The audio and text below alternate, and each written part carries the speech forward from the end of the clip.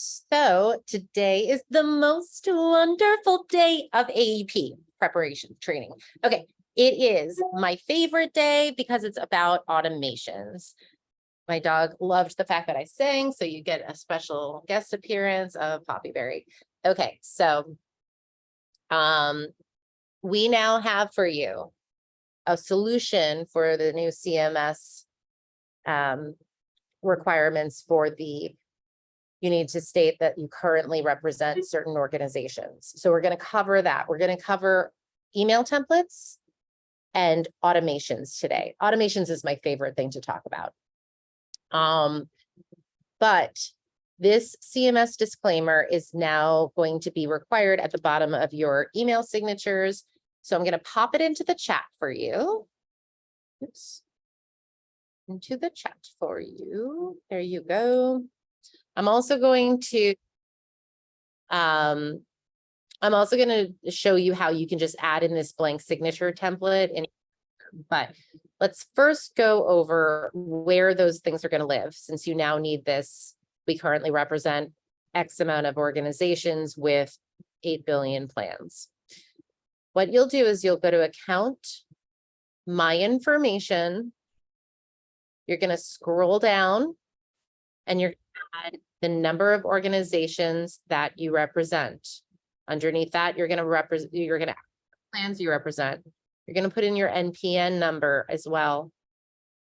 If you had a custom value for your NPN in the past, I would recommend leaving it, but add in the NPN here as well. This is a newer field that we have. So even though this is not a work session, because this is so important, I think you guys should take the time and do that right now. So again, going over those steps, we go to Account, My Information, scroll down, add your NPN number if you don't have it in there already, add in the number of organizations you represent and the number of plans you represent. Scroll to the bottom and save. While we're there, we can also add in a profile picture. This is a new thing that you can actually use your profile picture in the email template snippets. So here we can choose the file. We're going to browse for a picture, and then you're going to upload the photo.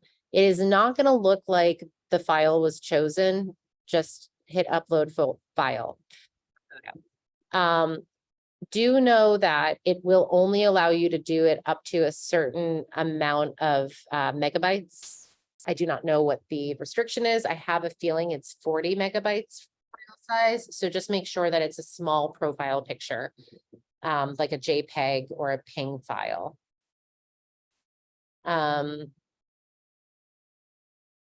So to get here, you go into Account in the upper right-hand corner, My Information, scroll down, add in your NPN, the number of organizations and plans you represent, save the update, scroll down a little further, and add in your profile picture.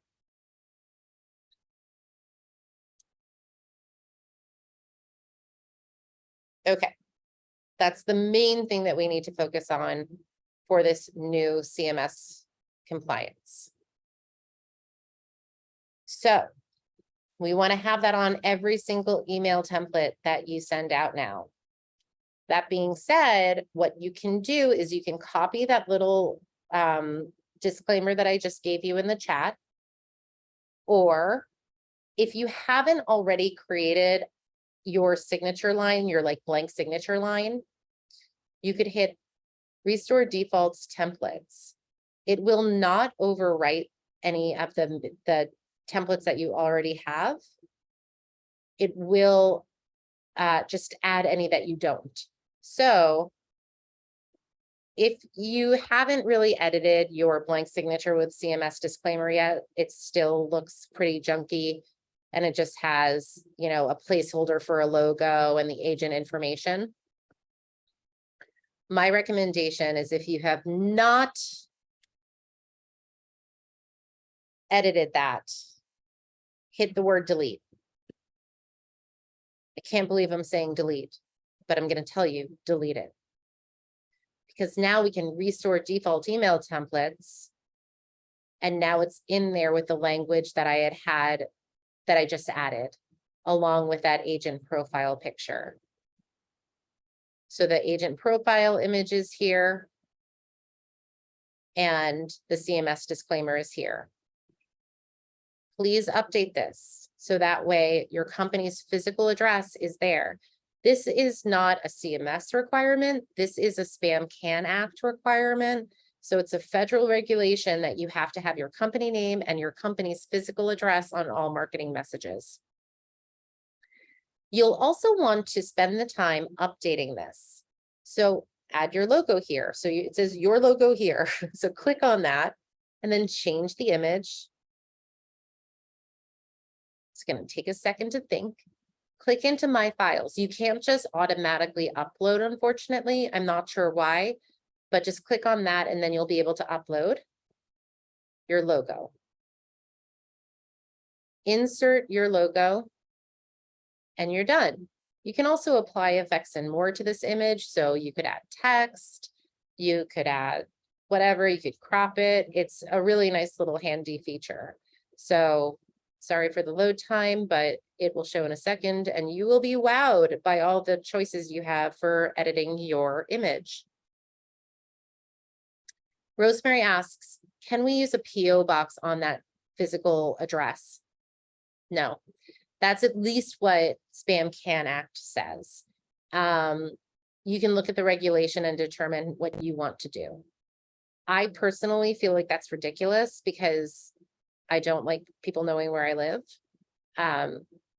So I don't know, like so many people work from home and I think that the federal government is not in step with the times, but it's their rule, not mine. So just use your discretion. That's what they require. I literally got a workspace solely for having a physical address. And also it's really nice to get free coffee there and stuff like that. And my dog doesn't always jump on my lap like he did today. So yeah, anyway, that's another big thing to know is that you need that on there. Then you're going to add in all this other information. You'll notice that these things are hyperlinked. So you can add in your agent profile details here and then use this little hyperlink to say, send this to my telephone as a telephone call. And then I'm going to just copy this, paste that, and it's going to display whatever phone number is in your account, my information. Now, you might be thinking, I'm a single agent. I can just type in my name, my phone number, my email, etc. However, if you ever change your name or change your phone number or change your email address, you will have to go in and update every single template. If you use these little snippets or what we call merge tags here, then you will be able to just update the information in account, my information. You will not have to update it in every single template. Plus, if you do add another agent onto your team, they'll get the benefit of you having this template. Other customizations you'll want to do is make the template available to all other users so that way they can have the advantage of using this template. Your website, you're going to say, your website, best insurance ever. We're going to highlight this, copy it, link it to the right website. You do need to have that little HTTP in front of it or HTTPS, depending. Hit OK. So add in as much of this information as you want. You can use this merge tags to add in the records information, your information, so assigned agent information here. And then below that is all of the other stuff. So the various fields for current date and things like that, or the custom data fields that you've created. Okay. We also have a social media button over here. So if you're like, I don't want that, you can just trash it with this little trash can. You do have to click into the content area though first to be able to delete or copy. And then you'll go over to the right-hand side and edit it so that way it's your handle. So best insurance ever, Facebook. And then my Twitter and my LinkedIn, or just delete them or add other ones. So you can add or delete. So add a new icon or delete. Schedule an appointment now. This is where your agent calendar link. Or you can type in, if you use Calendly or something, you can type in your Calendly link. We do recommend you using ours because then it's going to be easier for you to manage having duplicates not appear. And I will show you an email template specific to that shortly. So this is how you would create your custom blank signature. Then you're going to save this template. I'll just save this template now. And now what I'm going to do is I'm going to test it. Send sample to myself. So this is how you really test an email. Gmail.com. I wish I didn't have all of my personal stuff there. Let me stop sharing for a second. Pause share. It always wants to default to my personal instead of my ridiculous demo account one that I have. There we go. Mostly because I'm embarrassed that I have so many unread emails in my personal. Great. Okay. So here now, hopefully you can see that I have this edit this subject line, and it's going to give me my profile image here. It's going to say, hello, Steve, because that's the most recent client. So that's pulling from the records information. It's going to use the most recent client to send the sample. So you do need to have at least one client in your system to send a sample. The reason is if you were testing out product information, it needs to be able to pull the product details for you. Then it has my logo, it has my name and my contact information. All of this is clickable. I could launch a call just by pressing this. I could launch a text just by pressing this, etc. Schedule an appointment now brings me to my calendar.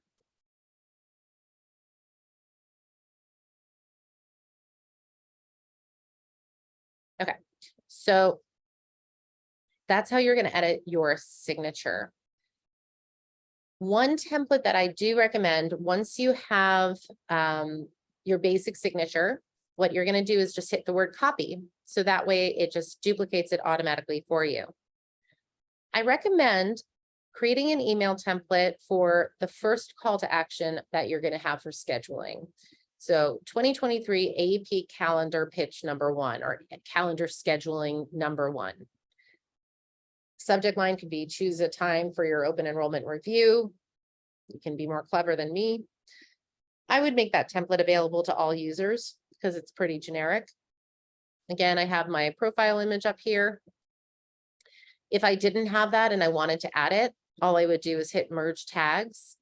And then there's an assigned agent profile image in there. Right there. Oops. Did not want to do that.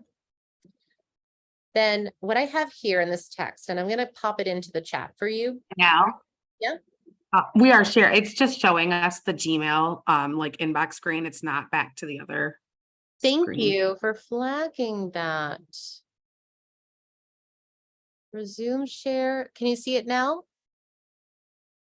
You're good now. So you see my email template. Okay.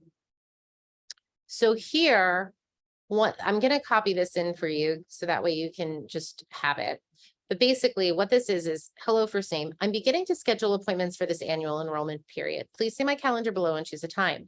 I have the following information on file for you. So please use this information to book the appointment or let me know before booking if I should update anything. Name, phone, email. The reason why is when they hit this little button and they choose a time, if they put in, let's say my name is Danielle Bond and my phone number is 702-919-6298, and my email address is radiususer007@gmail. But I also have, as you have seen, a million other email addresses. So if I put my name in as Dan Bond, 702-919-6298, Danielle.bond@whatever.com. If you put in that email address, it will create a new record because it doesn't know that I'm a different person, right? So you will want to verify this. So I'm going to pop this into the chat so you have this language. I think it's helpful.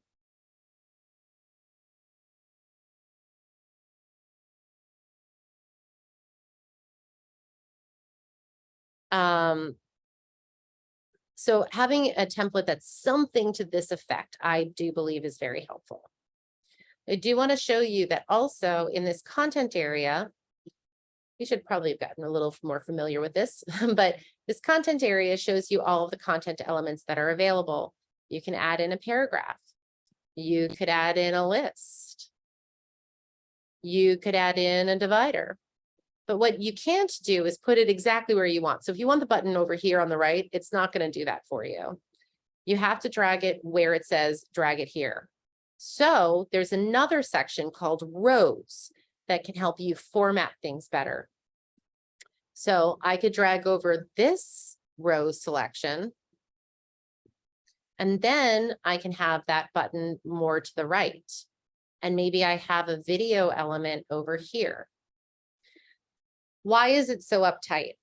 Well, it's because of formatting. So it delivers the best way possible on multiple screens. Also, you've got the option to view the mobile view. Now, obviously, mobile is slightly different because you've got such a confined space. So it's not going to let things be side by side. It's going to just put them on one underneath each other's element. But if you're like, I don't want to show the video on mobile, that's going to be too much, or I don't like how big my logo is, you can go over here, scroll over to the right. You have to click on the image content. You scroll over and you can hit hide on mobile. Now, if you hide it on the mobile and you forget, and you're like, why isn't this showing on the mobile? Just go back to the template and go to mobile, and you'll see, do you see how this little eye comes up? It says visible only on mobile or on desktop. If I click out of it, it's still going to show me that I've got something hidden. So if I go over here again, I can unhide it by hitting this little X. And now that little eyeball goes away. So that's how you'll know that that's the case. Okay, so the video, this is really helpful, but you can't just upload a video. The reason being, again, is because you want to have the best deliverability. So the formatting and also the more links and the more file sizes you have in an email, the less deliverable it is. So this is trying to help you keep as contained as possible. So if you go to, let me grab something from the help app. I'm going to go to our training article so that we see how to find that for the future.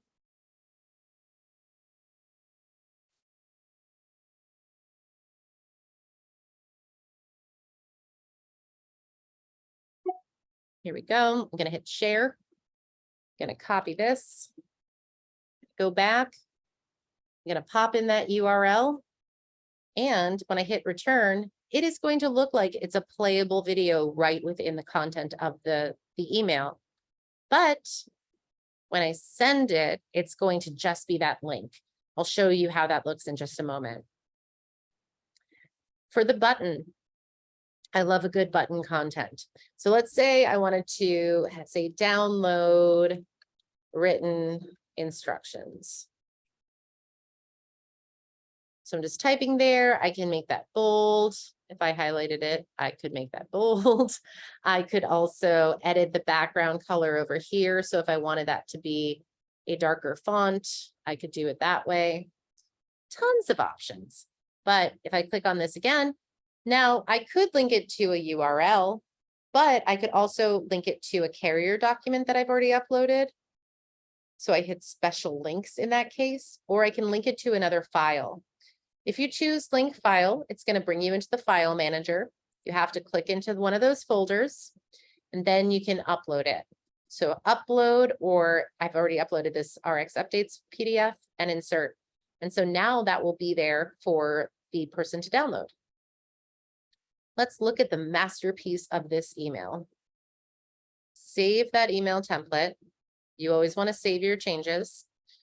And now I am going to, where'd that go? 2023 calendar pitch. I'm going to send a sample to myself. Do you see my Gmail, Haley?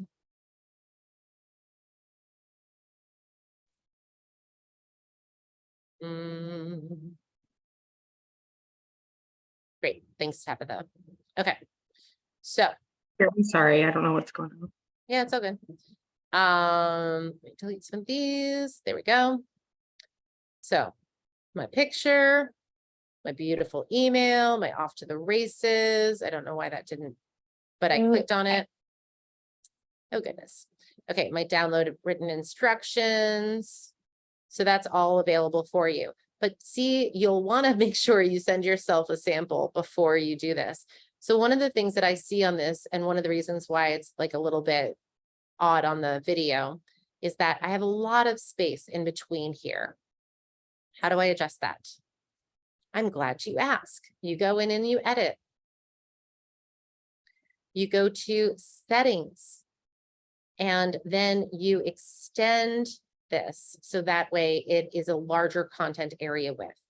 The reason why it's set to the middle is because a lot of us are on smaller screens, and when we are trying to edit it, you would have to be like moving all over the place. So once you're done, expand it. I'm going to see if there's anything I need to do on this block options here. We've got more options. I'm going to pad it so that way maybe it helps that. Save that template. Now I'm going to send myself that test again.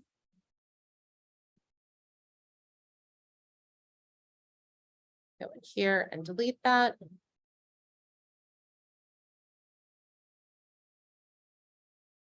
Looks slightly better. I don't know why it's not coming across perfectly, but nonetheless, I think it's a good thing to just always send yourself a sample so you see how it looks and interacts with the person. So you would just keep on editing to make that even more better. Okay, so another thing to just know, this is called a WYSIWYG, which you might hear if we're like, if you're asking us any questions about the creating an email template, we might reference a WYSIWYG. That just stands for what you see is what you get. So if I'm highlighting this and I want to say it's all in bold, you're going into the WYSIWYG to put it into bold. So what you see is what you get. You can use these links like I showed you. You can put it into a center alignment. You can use the merge tags. You can also use special links with the carrier attachments and so on. And then you can hide the WYSIWYG if it's annoying you. Do you see these two little arrows pointing towards each other? That hides it. Any questions on building the email templates before I move on to using the email templates? Okay. One other template that I want to show you is the text templates. They're down here. These are only for direct messaging. So these are not for the automations, which we're about to build. This is only for direct messaging. So something like, sorry, I missed you. So if you see somebody had a call come through, you could quickly go into their file while you're still on the line with somebody else and say, sorry, I missed you. First name is now a good time to call back. Otherwise, let me know when. Here's my calendar. And this is available for all users. That way, when you see that call come through and it's in the missed call list, you can then hit send text, select from the template, Sorry, I missed you. Send message. Done. Okay. So I also want to focus on call queues for these automations. So just know that we can create a multitude of different call queues, like AEP clients, AEP leads, etc. To do so, you're going to go to settings, phone dialer, call queues, AEP, cold leads, maybe. Sort order 2, visible to all or just specific users licensed, and add to call queue. So that's how you add the call queues. I don't want to go too in depth because we did that the other day. Now I'm going to go to settings, automated workflows, and build those workflows out. Add a workflow. Going to give it a name of AEP clients. For the record type of, actually, you know what, first I'm going to build an AEP leads one because I think that it's helpful to understand that you can copy these. So the reason I would do leads first is because I'm not going to include text messages to them. So for leads, tagged with AEP review needed. Save the workflow. We're going to have to go back and trigger this at a later date. So probably October 1st or whenever you send out your first messaging, you're going to tag them all so that it starts triggering. I'm going to show you that after this. But that's our little trigger set, is just leads plus AEP review needed. If you have other criteria that you want, like preferred language is English versus Spanish versus whatever, you can also do that. Scroll down. We're going to add an action. Send them an email, minute 1. So this goes out. If I trigger it on October 1st, 9:01 a.m., whenever you came in to send out that message, it's going to go to the record. And you're going to select that 2023 calendar pitch. So I'm telling it what time frame, who to send it to, and what template to send it to. Save that action. Scroll down, add another action. I'll probably want to send another email, maybe 14 days later or 2 weeks later to the record. AEP 1, save. So now we're at about October 15th, let's say. Still not able to call these people to set the appointments or to do whatever. So I'm probably going to send them another text message or another email, I should say, maybe 4 weeks later. So this is now 4 weeks from when we initially pulled the trigger. To the record, AEP 2. So that brings us to the beginning of November. Now, I think that's when you're able to start calling them. Not an agent, did not do any of the training this year. So I don't know exactly when you're supposed to be marketing to these people or calling them, but let's say after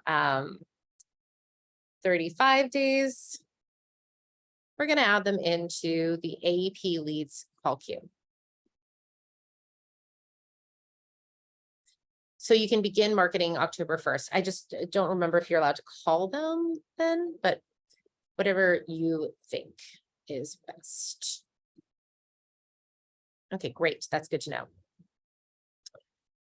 So now you can move up that action. I actually don't love talking to people that much, so I would probably just try to get them to book it. So like keep sending them emails to book the time, and then call them closer to the date that you can actually set the appointments, but whatever is your preference. We also have this option for mail postcard. This is a third-party app, but a lot of our clients used them, so we built this out. So if you have Direct Mail Manager, so that's directmailmanager.com, you can integrate sending postcards out. So maybe after 1 month, you send them a postcard about how you can help them during AEP. Then you can keep on doing all this stuff. After you're done with all of your attempts to try to get them to schedule an appointment, which is the goal of this workflow, we're going to reassign the record status possibly. So 3 months later, maybe 4 months later, I would reassign the record status to an archive status of hold until next AEP. I don't have that one, so I'll just put not interested, but I would reassign it. So if I have worked that lead and I did not get any results during this AEP, I'll just put them into the archive to hold them for next year. So, and then I would also convert that record type. So I said 4 months, so then 4 times, so 100, let's say 122 days later. So again, from the trigger, I'm going to convert them to an archive record type. This is really only if you have the AMS plan, but still it's possible to do. So I just want to show it to you. And then I want to remove the tag as well. So that way, 121 days later, I remove that tag. So that way, 122, 3 days later, I remove that tag so I can use it next year. So I don't have to rebuild this whole thing in 2024. So we built out a fairly good workflow for AEP. Now I'm going to build it for my clients. So what I'm going to do is I'm going to be super lazy. I'm going to search for my AEP leads. Lazy is my favorite. And I have a lot of these, so I think that this is the most recent one that I built. I'm going to hit copy. And it's going to say, are you sure? I'm going to say, absolutely. So I'm going to change this to 2023 AEP clients, just so I can find it a little easier. So clients. So instead of the leads tagged with, this time I'm going to do clients tagged with. And then I'm going to save that workflow. It is going to kick me back there into the main section. But now I'm going to go in and I'm going to edit that workflow. So instead of it getting, I'm going to remove the whole thing about converting it to another type because probably they just rolled over, right? So that's the reason why they didn't contact for an appointment, is just because they rolled over. So I'm going to delete those change of status and converting to the record type. And I'm going to add in all my text messaging that I can do. So October 1st, we have an email go out. Then maybe 5 days later, to the record, we send a text message. Hi, first name. I hope you've been well. Do you want your plan to roll over next year for 2024?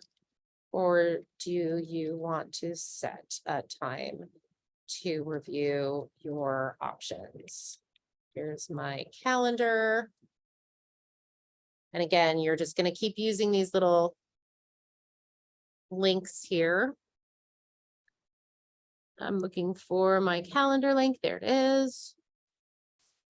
You'll notice here record information, agent information, product information, and then scroll down, and then there's the customs. You're going to have a preview here. Hi, record first name. So hi, George. I hope you've been well.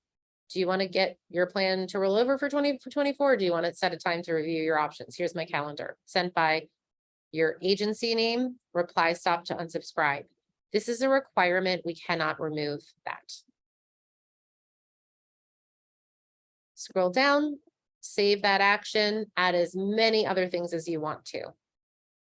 So now it's time for us to go into our calendar, add an event. So that way on October 1st, we remind ourselves, tag leads and clients with AEP review needed for workflows. October 1st, 9 a.m., 8 a.m., whatever it is.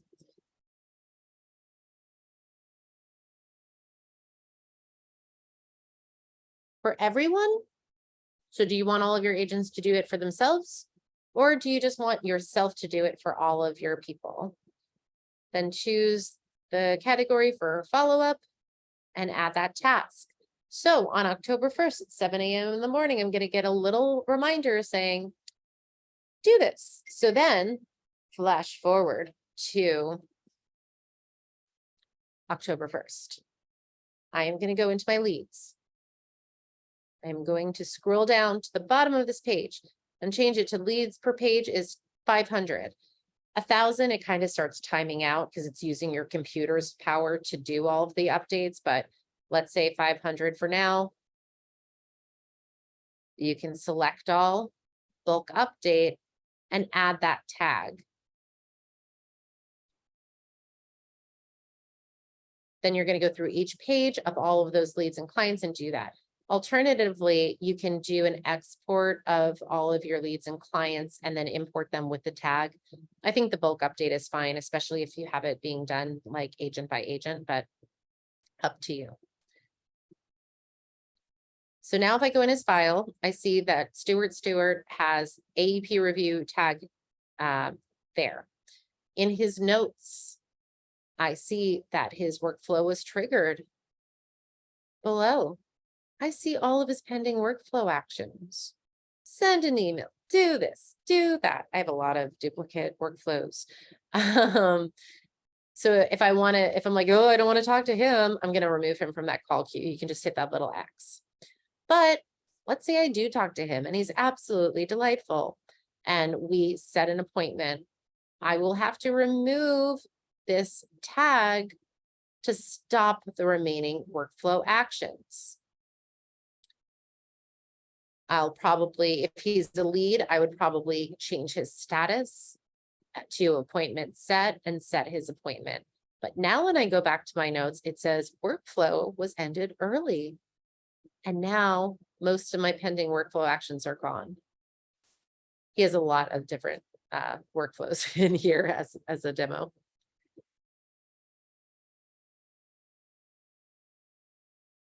Yeah, well, this is not really in the flow of what we're doing, but Vicky just really quickly asked about syncing Radius Calendar with Gmail. I didn't know if you wanted to, maybe we'll get into that at the end, because I know it's not really. Yeah, well, I feel like this was what I wanted to cover, so I'm happy to do that. But before we move on to the calendar sync, does anyone have any questions on the automations or goals that they have that they wanted me to address? One other thought though, before we move on to that, I just wanted to build on what we learned about on Tuesday. So remember, I had mentioned automations that day as well when I was talking about those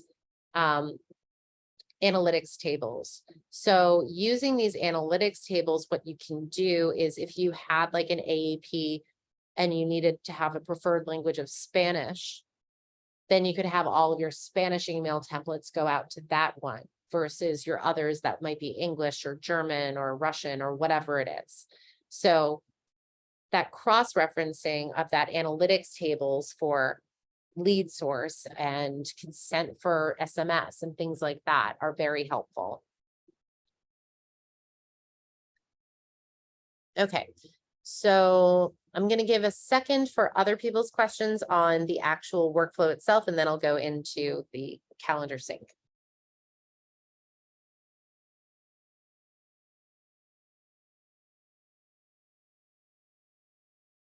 Great. I feel like automations are the thing that I talk about the most because I love it the most. So hopefully that helps. Okay.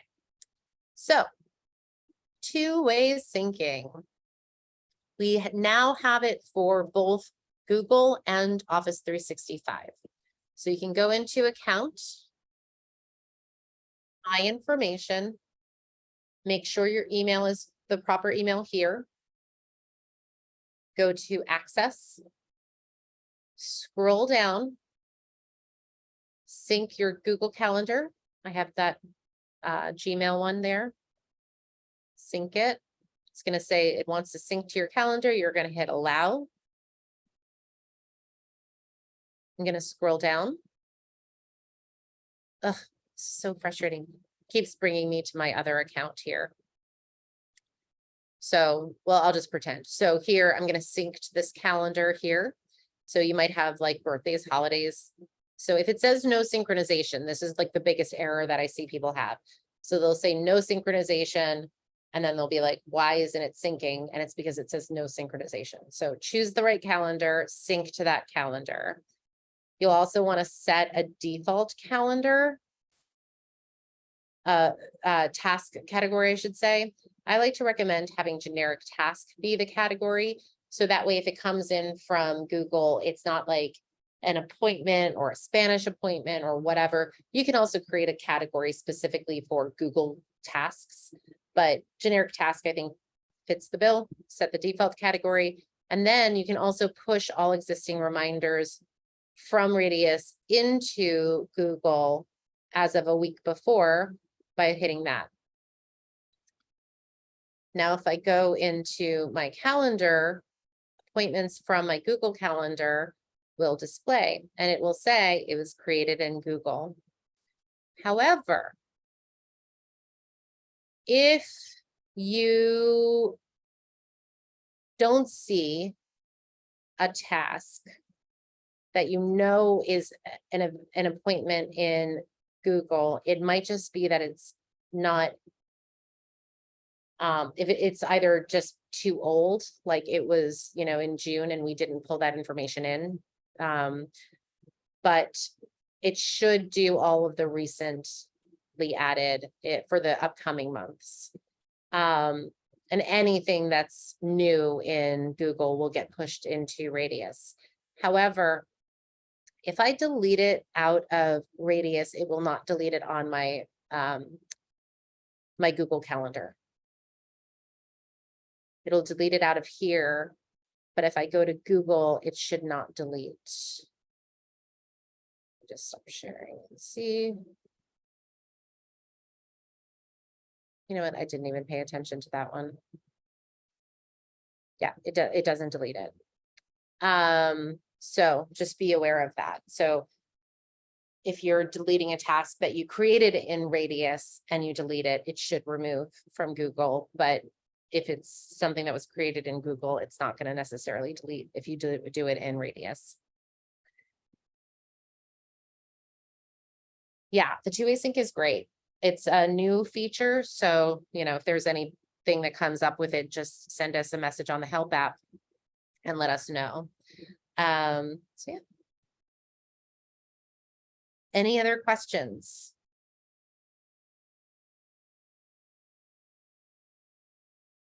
All right. Yeah. If you sync your Google Calendar, you'll get the reminders on your phone. Also, if you so Stacy asks, when you push to Google, will the Radius calendar also show up on the Google Calendar? Yeah. So it's a two-way sync. So from Radius to Google, from Google to Radius. Yes, it is awesome. Let me grab that link again for you, Vicki. She wanted to get the previous trainings. I haven't posted the one from yesterday yet because I would like to try to see if I can salvage a little bit of that beginning. Unfortunately, it was just so, I had so much computer issues on the last call, but that was the one that was the most organized. So maybe I'll try to do that. Thank you, Haley, for that. Okay, so the links are in there. And then I'm also going to just give you that disclaimer information again, in case you came late too. So that way, so that way you've got the CMS disclaimer language that you're going to need to put into your email templates. So the key takeaways for today: 1, go into account my information. add in your NPN number into our NPN slot, even if you have it in a custom field somewhere else. Add in the number of plans you represent and the number of organizations you represent. Next, well, save, but then next, go into your email template and add in that CMS disclaimer that I just gave you into the bottom of every email template. And then add your automations for your AEP. So we will be covering automations on our client work session, which is on Thursday next week. So if you need some hand holding on this, you will get it on Thursday of next week. We always have our regular Monday, Thursday client work sessions, which I highly recommend attending. You can ask specific questions and get handheld through the answers, so you just get the work done. Tomorrow's topic for everybody, not just the clients, is using reports for targeting leads and clients. So it should be helpful. And especially if you come with ideas of like what campaigns you want to run, that will be helpful, because otherwise it's just me with my basic knowledge of what you guys all do all day, making suggestions. So I love when you guys are specific and have specific goals so I can show you. All right. Well, if there's no more questions, keep questions coming in the help app. I'll have this recording up hopefully sometime later tonight or early tomorrow, along with maybe a bad version of yesterday's recording. And we'll go from there. Have a beautiful day.